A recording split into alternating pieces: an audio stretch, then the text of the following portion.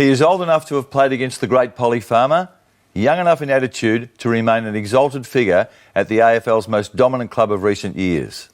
Neil Balme has done it all. Dual premiership player in the AFL, decorated coach in 2 states, long-time football department manager at 2 powerhouse Victorian clubs. He's made a few headlines along the way too. Welcome to Open Mic, Balme. Now, I don't know what I'm doing here under scrutiny. I don't know why I've fallen for this. No scrutiny, just chat. Very good. Fireside chat, mate. Looking forward to it. It's been a great journey, hasn't it? Stretching almost 45 years. Subiaco to Richmond, a couple of flags there. Then to South Australia with 2 clubs, a couple of flags there as a coach. Then back to Melbourne working for Collingwood, Melbourne, Geelong.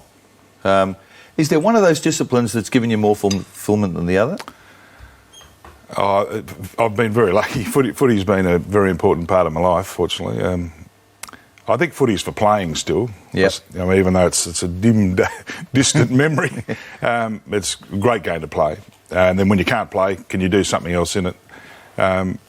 Coaching is extremely challenging, but it's not until you walk away from coaching you realise the anxiety you carry through it. You reckon you're in control of it all, but it's a mad life. We see that every match day with the cameras in the boxes. Now let's go back to the start. You're a 16-year-old boy growing up in Perth. The year's 1968, and you're playing for Subiaco. You come up against Graham Polly Farmer, who'd played for Geelong in the grand final in the AFL the previous year. What are your memories of that? Well, no great memories of having the ball, I can assure you of that. I was a 16-year-old kid and pretty skinny. I think I was about 12 stone 2 in those days. And Hayden Bunton was the coach of Subi, and I was just a young kid, and it was all for the future, I guess. And I managed to get a game against Polly, and it was, he was, remember he used to do the 2-on-1 ruckman. He didn't really need that with me. But when you came to Melbourne, you had a choice between several clubs, including Richmond and Collingwood. Why did you pick the Tigers? Well, that is a long time ago. I think any inducements? Well, actually, there was a serious inducement. Alan Schwab had only just started with the Tigers then. He said to me, Ian, my brother and I, said, we're going to the Gold Coast next week for a pre-season thing. If you sign, you can come. We said, we're there. Geez, you're an easy get. Very easy get. Now, my view is, trying to remember the young Balme, I see a likeness between you as a youngster and Tommy Hawkins. Albeit he's a bit more docile than you were. But is that a fair comparison? Yeah, certainly some similarities. Yeah, I think so. Particularly now that Tommy's playing very well. Going in towards the forward pocket now. Oh, look. Wow, and a great one. Balme and Clifton. Balme! You're best remembered for what we might prudently call your physicality, but, I mean, my memory was you were a very competent footballer, probably more a forward who occasionally went into the ruck. So kicking 55 goals, I think, in 1972? Yeah, in my early career I played more as a forward than a ruckman, and later on in 76, 7, 8, mostly ruck, a bit forward. So, yeah, probably about half and half, I think. So 72, 55 goals and 5 in the grand final, in the losing grand final team. Was that your best year? Oh, no, probably my best year individually would have been 77. I played mostly as the number 1 ruckman for Richmond and played most of the year. And we had a relatively successful year. I think we finished 4th and played okay. So that was probably my best year personally, although there were a couple of premiership years that I played relatively well in. You were gone at 27. What went wrong?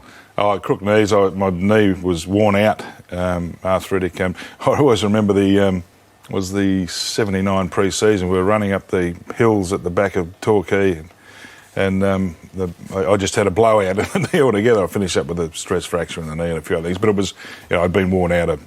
Even probably 78, I struggled to run around. So was that congenital, or was there something that happened along the way? No, I had a knee in the end of 73, I think it was. And then in those days, you kind of ran on them and played on them, and there wasn't a lot you could do, and it just got worn out. I had a little bit of surgery to encourage regrowth of the articular surfaces and all that sort of stuff that now they do straight away, and you've got a fair chance of getting a bit more footy out of yourself. But we kind of wore ourselves out a bit. I must say, I find it difficult to rationalise how an amiable, even sometimes gentle soul can be sort of involved in such naked aggression bordering on brutality. Is that fair or not? No, yeah, I agree with you, I must say, because that's not really my nature outside of footy. But I think that was what our club and footy did. It said, well, okay, you've got to play your part. You've got to you play your part in us being a team that can win.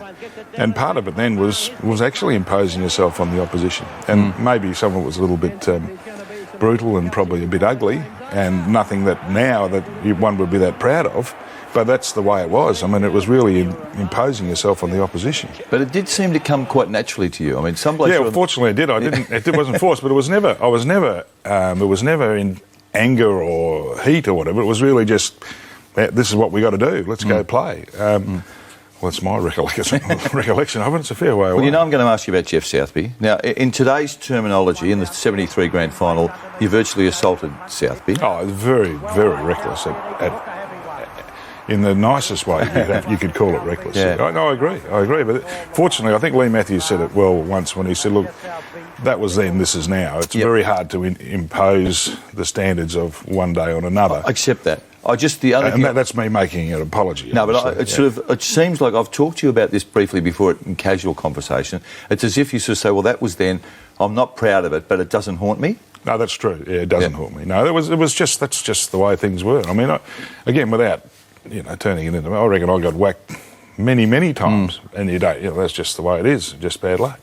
When Lee Matthews was in your chair, I was trawling through his past, and he was clearly unsettled by it. And I think because he's a grandfather now, and he's got the same view as you, that the game the players play now is better than it's ever been. Does it unsettle you when this broad issue is raised? No, it doesn't, I must admit. No, maybe that's I haven't got a strong enough conscience. I don't know. No, but I didn't see it as that when we played. And it was just what happened. It was response to stimuli, if you like. That's the way it had to be. Richmond v St Kilda at the MCG 1978. I think then, looking from the outside, I was in the press box that day, you almost took the view, Carl Dittrich is causing too much damage here, something's got to be done. Well, I can actually vividly remember my thought process, because I think he'd been reported for striking Jimmy Jess already, and he'd nearly kneed Butchie Edwards in the head. He would have killed him, I think. And I'm the other end watching this, and it's true that through I'm going, I think it was 1978, I think, and I was kind of it, like, who's going to be able to at least put some pressure on this bloke? So I thought maybe it's me, so I went up, and fortunately the opportunity arose. But I'm hoping, Carl, I hope you're not watching this.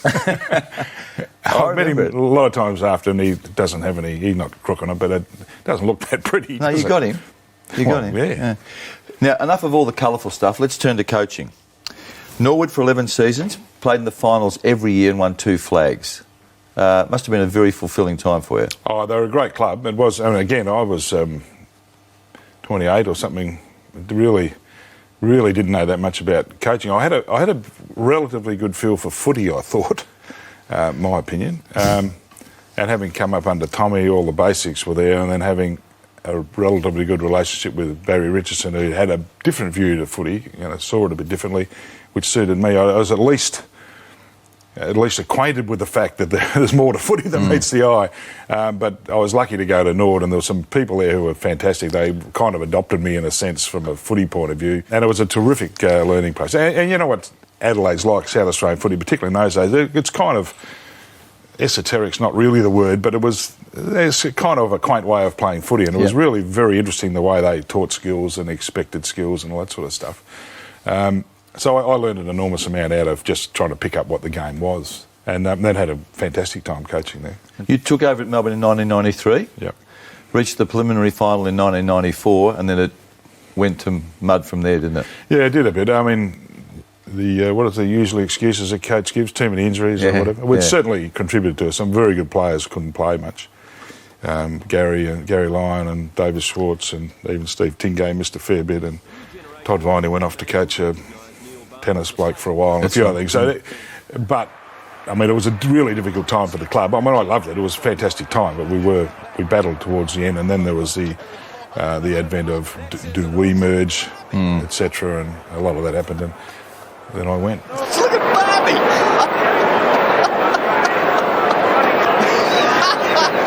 As bizarre as it sounds, Balme, the view from the outside was that you were soft at Melbourne, that you probably empowered the players too much, bowed to their wishes a bit. Is that a fair comment? If that's criticism, I think I should wave the flag and say yes. I reckon that's something that everyone should do. I don't think you can ever empower the players too much, personally. That's my own view. And that's just an excuse. I mean, the old hard for being hard routine, it's a long time since I've seen any of that stuff work. I mean, actually getting on top of the players and whacking them and making them play through fear, if that works, I'm a monkey's uncle. Okay. You encountered a whirlwind named Joseph Gutnick during your time at Melbourne. Tell us how that unfolded. Well, I think I made a mistake. I went up to his office one day and said that I wouldn't help him find diamonds and gold if he didn't tell me he should play half forward flank. And it was probably a poor move. What was he like on match committee? Yeah, not that good on match committee. Didn't know that much about footy, but it was important to the club at the time. A difficult time for us, a difficult time for the club. And look, and I always try and move on from these things because I've been in the position of both of being appointed and also being sacked. It's very hard for clubs to cope with those things. So, I mean, I try not to take things personally, although it was quite difficult because when you're a senior coach of a footy club, you're 24/7. You dive in. You are completely immersed in the place, and then all of a sudden they pull the rug out, and it's not. Even for gnarly old blokes like myself, it's not easy to cope with. And I don't think I was easiest to live with for a few months after. And not that I understood it, I accepted it, I knew why it had happened and didn't necessarily disagree totally. But it's not that easy to cope with. Gutnick virtually sacked you on television, didn't he? Half-time interview during a game of football. I think it was on radio, and it was just after you put the front page and said, one of these two blokes is going to get sacked. It was Stan or me. Which I can now laugh. Oh, yeah. Yes. I wouldn't have asked you that question if I had known. No. One of these blokes has got it. Whoever loses is gone. Was it a Melbourne St Kilda game? Yeah, it was. Yes. Yeah. And St Kilda played pretty well. And we were I didn't put the idea into his head, Balme. I don't think he required that. I think he'd already been thinking it. And then I think it's amazing how these people keep coming back influencing your life. I think Ed was on Triple M then, and he found him. That's right, he did. He found him and said, well, probably put the words into his mouth in a sense. So what are you going to do now? And Joseph said, well, I think we're looking for a new coach, effectively. Yeah. And we completely oblivious to this in the rooms, of course, and after the game. Look out. At one of those favourite pastimes of yours, the media conference. Oh, it was, yeah. I can laugh about it now, but it wasn't that funny at the time. Were you a good coach, did you think? Good coach at AFL level? I think I'm probably not... No, I think I am. I think I know footy pretty well. I think I know how it works. I think I know how players work. I think I know how to help them be as good as they can be, I think. But that's only my opinion. I did coach for a fair while. I thought, you did? But virtually at every turn when it all was all over, it was that you're not hard enough on the players. But I couldn't change that, and I wouldn't change it. I don't think that's necessary. I think it's just that my view would be... Perhaps there's not enough support in the club. They lose their bottle, if you like, and so it's easier to change than not. That's in my view, because I really do think that whole. It doesn't really matter what the coach thinks. It matters what the player thinks when the ball's at his feet. Player empowerment is an imperative. If you ain't in charge, he doesn't know what to do. So I would rather be that side of the ledger than the other side. Your players included Gary Lyon and Jimmy Steins. Now, you saw Jimmy probably at the peak of his playing powers. Tell us your memories of him. Oh, he was extraordinary. He was typically Jimmy and typically Irish in that if he thought something, he thought that 101%. So he was actually quite difficult to change in what he did, but not for any nastiness, just that he was so strong. And I had to get him to change a few minor things in the way he played. I needed him to play more as a big man than as a running player at some stage because we needed him to. And it took me a while to convince him of that. But once he did, he's like turning the Queen Mary around, but once he turned around, he was he was really committed to it. And there was never he never didn't want to do it. He just needed you to convince him because, when he had a conviction, he stuck with it. So, But he was terrific to coach. After the break, Balme, let's talk about your time at the Cats. Then it was off to Collingwood for a decade. Good memories? Because it didn't end well, did it? It didn't end well at Collingwood. No, a bit like anything. I mean, things end. Things don't go on forever. I mean, I have no animosity towards him at all. I thought it was a fantastic time we had there. He achieved a lot. And a lot of friends still there, and really had a terrific connection with the Collingwood people. Do you feel that you and Mark Kleiman were scapegoats for other things that didn't work at Collingwood? Oh, and to be fair, we probably were, but they had to make it. So they decided to make a decision, and the decision is, well, let's get someone in to review all this. But the answer is, you got to go, and he's got to go, and that's okay. I mean, if that's how people want to run their business, well, that's okay too. And Mickey Malthouse his fingerprints are over the decision to move you on, and you're a teammate of his at Richmond and a long-time colleague. How's the relationship with Mick? Oh, no, pretty good. Oh, look, I feel for all the people in the circumstance, because, like, even if you go back to, when I left Melbourne, I mean, if the people went to the senior players and said, what do you think about the coach? Very difficult. What do they say? Look, he's a mate of mine, he's a good bloke, keep him on. Or maybe we do need a change. I mean, I can't make that decision as coach, but as players, they must have an opinion. And their opinion needs to be for the greater good. It doesn't need to be for my good. Yeah. And it's similar with Mick. I mean, what does Mick need to happen at Collingwood? Maybe it's time for the footy manager to change. That's not personal. That's a decision that he might have to make. When the Cats came a-calling, what was the brief there? And were you still open-minded then about being involved with yet another footy club? Oh, no, I was very, very keen to be. And certainly, and I know this sounds like I'm rewriting history, but I'd always quite admired Geelong on the way through. I thought, of all the clubs you play, I thought, well, I reckon these blokes are on the right track. I reckon they've got the right idea. And then when this opportunity came up, it was clear that they'd had the 2006, they'd had the review, they were still going okay, but things had gone a little bit awry for reasons I was unaware of. And they seemed to want someone who'd had a bit of experience who could perhaps take some of the operational pressure off the coach, if that's what he wanted. So, okay, well, you do that. Not that I don't think Davo couldn't have done that. He'd been in it for a fair while, but they obviously needed a change as well. So that was really quite attractive to me. It looked like it would fit well for me because I had a bit of an understanding of what coaching meant, a bit of an understanding of doing what they had to do, and would support the coach. Did you have any suspicions at the time that you were walking into a football club that was destined to win 2 or 3 flags in the next 5 years? Well, at the time, hopefully, yes, but I had no real great feeling for that.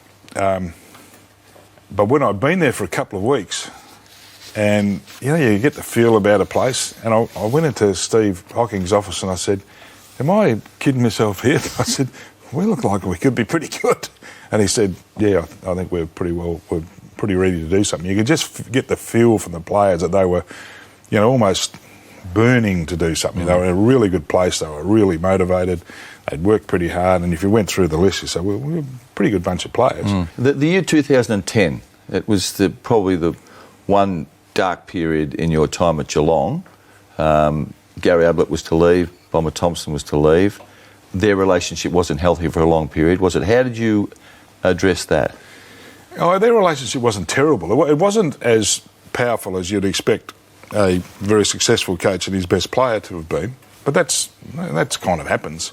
Like there's the stories. I don't think Lee Matthews and Don Scott, who were captain and vice captain, spoke to each other. That's what you hear. Yeah, but this is coach and best player. No. I'm not deflecting. And it could have been better. It should have been better. But certainly from a operational point of view, it was fine. There was never any problem match days. There was never any problem in preparing and to play and all that sort of stuff. But it probably just wasn't as strong as you might have liked it to have been. Did they converse? Oh, yeah. Oh, you wouldn't see them sitting down together having a cup of coffee together that much. But there was certainly no, there was not the problem that people suggested it was, but it would have been nice if it had been a bit better. But that's not always the way. Whose fault? Oh, relationships are two-way, aren't they? I don't think there's any doubt. However, having said that, I'm a bit of a believer of the parent-child thing, is the parent's responsible for the relationship more than the child. And in that case, probably Mark was more responsible for the relationship than Gary. When you realised that Gary was serious about going to the Gold Coast and that it looked like it was likely to happen, what stand did you take? I mean, was there a sort of fight to the death to keep him, or are you more philosophical and sort of say, if he wants to go, he goes? Well, the club, we had to contend with it early on in the year, because there was, Gary's scene on the Gold Coast and all this sort of stuff. And we had to get our head around the reality of it. Rationally, what is happening? And rationally, what was happening is an expansion club who's been given the opportunity to take out of contract players and an enormous amount of money to pay them and an encouragement to do it, see the best player on the comp and think this bloke might be good for us. We had to accept the reality of that. And whilst we would talk to Gary about the opportunities we could give him and the kind of money we could pay him, etc., it all had to be within our terms, and it was. And our offer to Gary didn't change markedly over 18 months or so, because we couldn't pay any more. It's a dilemma that we've got to face. This could happen. Do we want to involve the old emotional blackmail and make it difficult for him to leave? Well, no, probably not. Do we want to be fair to him and say, well, we'll understand, we'll respect your decision whichever way it is? And that's what we were able to say. It did make it difficult for us because we didn't know whether he was going or staying. We assumed he might go because if you don't say yes, it probably means no. Yeah. But we couldn't make that assumption, and we couldn't go off and spend the money we wanted to spend on him to replace him. So it wasn't easy for us, and we kept asking him, can you tell us, please, because it'll make it easy for us. And I can understand from his point of view why he may not have trusted us to tell us. Bomber, when did you know, A, that he was going physically, and B, that he was gone spiritually? Well, we were totally committed to him because we had another year of his contract and we were never, ever going to walk away from that. I mean, the club kind of can't, and we didn't have any intention to at all. We sort of suspected a little bit. He'd always said over his whole period that, look, I'm not going to do this forever. And we probably chose not to believe him, I guess. And there was a couple of signs that he was sort of, a little bit unsure of where he was. But then every time we spoke to him one-on-one about what are you going to do next year, there was never... He always said, don't believe any of that rubbish. I'm definitely staying and I'm definitely not going to Essendon, which we could only believe. And look, Mark was the architect of putting that whole team together. We've got an enormous amount to be thankful to Mark for. So no one's crook on him. All we were a bit disappointed at the time is that he wasn't able to quite tell us exactly what he wanted to do. Because if he had gone to Frank or Brian or even myself and said, look, this is what I want to do, which is what he's doing now, there's no way knowing we would have gotten his way. I mean, that's not the way the organisation works. If he wants to go, we would have let him go. If he wanted to go to be senior coach at somewhere else, we would have probably jacked up. That didn't make a lot of sense.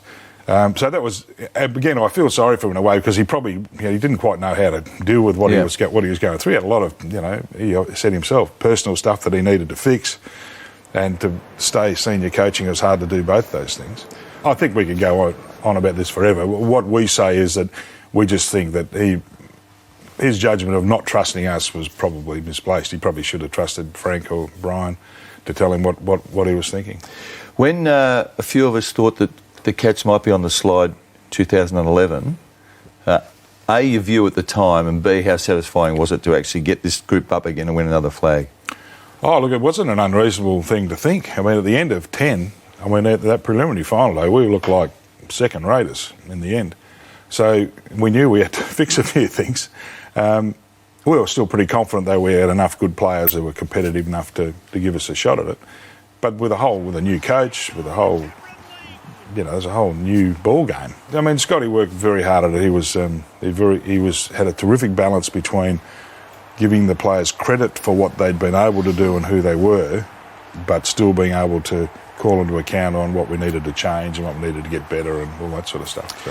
When you eyeballed Chris Scott at the discussions with your coaching vacancy, knowing that Port Adelaide had passed him over and he'd been an assistant at Freo who'd sort of middle of the road, what swayed you to think that this bloke was going to be the man you would succeed Bomber Thompson? Well, we try to judge people on what do we need him to be able to do? We needed a bloke who was good at building relationships. We need a bloke who was prepared to bring everyone together around him. It's a big job now. You've got all the conditioning people, you've got the assistant coaches, you've got the medicos, you've got everyone. But you need to be able to collaborate, in my view. You've got to be able to collaborate with them. We don't want someone to stand there and tell them what to do. We want someone who can gather their information, process it and make decisions. And that was kind of the bloke we were looking for. Can he do all that sort of... And he obviously needs to know the game. He needs to be resolute when he has to be resolute, but we don't want him to, to come in and be my way or the highway. There was a bit of a balance in that. And I think we who were interviewing him had a fair idea of that in our mind, and it didn't really matter where he'd been or what he'd done in a sense. It was, okay, let's see if we can find out this. And he presented that almost naturally with I said, yeah, this bloke looks like he might be what we're looking for. Hey, Balme, it's been a fantastic journey. I envy you for all the things that you've done in football, on and off the field. And it's not over yet, I know that. You're still with a very good club and still with a very important job. Good luck for the rest of 2012. It's been great to catch up. Thanks, Mike. Appreciate it. Good fun.